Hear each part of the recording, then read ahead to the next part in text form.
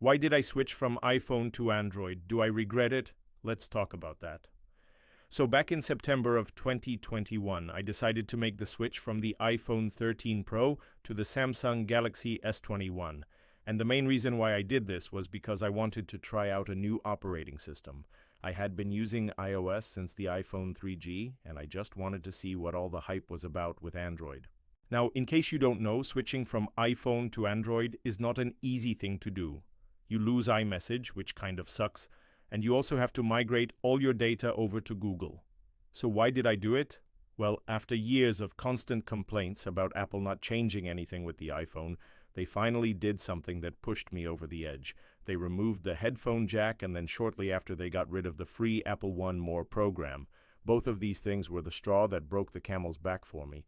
I knew at that point that my next phone was not going to be an iPhone. The first thing I did when I decided I wanted to get an Android phone was to look at the specs of the iPhone 13 Pro to see what I would need in order to get the best possible experience.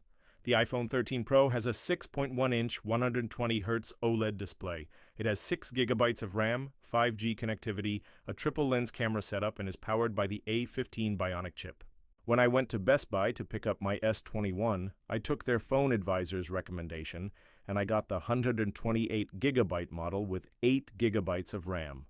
After using the S21 for several months, I can honestly say that I'm very happy with my purchase. The screen is beautiful, the cameras are great, and the phone runs very fast. There's hardly any lag at all. And even though there's only one telephoto lens instead of 3, it still takes great pictures and videos. There's plenty of storage and RAM to keep everything running smoothly, and the phone hasn't really gotten any slower over time. In fact, it seems to be getting faster thanks to One UI 5.0. Now, if you're wondering if the S21 is worth buying in 2023, well, I would say that depends on the price. If you can find a good deal on it, then yes, I think it's definitely worth considering. However, if you're looking at the S21 Ultra or the S22, I would probably hold off on those two phones until later this year when newer models come out.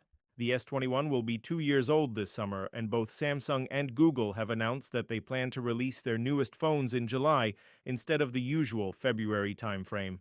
I would expect the S22 to get replaced by the S22 Plus and the S22 Ultra to get replaced by the S22 Note, and there should be some significant improvements with these phones. I mean, we're already hearing rumors that the S22 Ultra will have a built-in S Pen just like the Note, so that's pretty exciting. Now, even though I love my S21, there are a few things that could have been better. First of all, the battery life isn't as good as I would like. It gets me through a day, but I often have to charge it before I go to bed. The battery could also charge faster, but it doesn't have wireless charging, and the fingerprint sensor is optical instead of ultrasonic, so it's not quite as fast as I would like. Now, as far as the cameras go, they're pretty good, but they're not as good as the iPhones.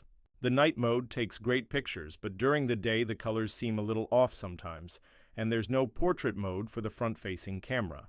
But that's okay because it does have autofocus, unlike the iPhone's fixed-focus front-facing camera. The biggest downside of the S21 is that it's not getting iOS updates anymore. That means that eventually there's going to be a major iOS update that the S21 won't support. I think it'll probably be fine for another 3 years, but after that I might want to upgrade. Do I regret switching from iPhone to Android? No, absolutely not. The S21 has been a great phone for me, and I've had zero issues with it. But I also know that I might be in the minority here because a lot of people absolutely hate Samsung's software. If you're someone who likes to tinker and customize your phone, then Android is a great option. But if you're someone who wants a simple and intuitive operating system, then iOS is probably a better option. If you're curious about how I transferred all my data from my iPhone to my S21, check out the video in the description. And as always, don't forget to give this video a big thumbs up.